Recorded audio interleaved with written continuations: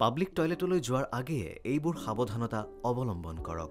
বাহিৰৰ ক'ৰবালৈ ওলাই যোৱাৰ বাবে বা আন কোনো প্ৰয়োজনত আমি সকলোৱে পাব্লিক টয়লেট ব্যৱহাৰ কৰি পাইছোঁ, কিয়নো বাহিৰলৈ ওলাই গ'লে ইয়ালৈ যোৱাৰ গত্যন্তৰ নাথাকে। বিশেষকৈ বহু সময়ত মহিলাসকলৰ ক্ষেত্ৰত অতি প্ৰয়োজনীয় হৈ পৰে এই পাব্লিক টয়লেট।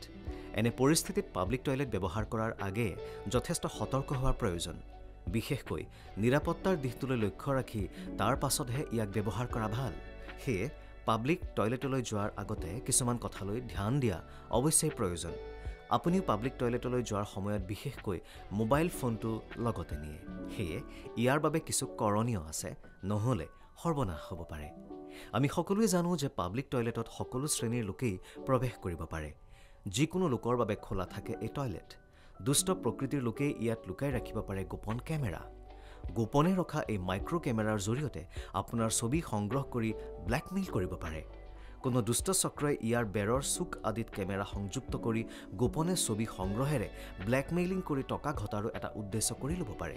সেয়ে ইয়াত প্ৰৱেশ কৰাৰ আগেয়ে বাথৰুমৰ কোণ, দেৱালৰ ছাদ আদি ভালদৰে পৰীক্ষা কৰি লৈ আপোনাৰ নিত্যকৰ্ম সম্পাদন কৰা উচিত। টয়লেট পেপাৰ হোল্ডাৰ, চাবোন ডিছপেন্সাৰ তথা এয়াৰ ফ্ৰেছনাৰ আদিবোৰ সঠিকভাৱে নিৰীক্ষণ কৰা ভাল।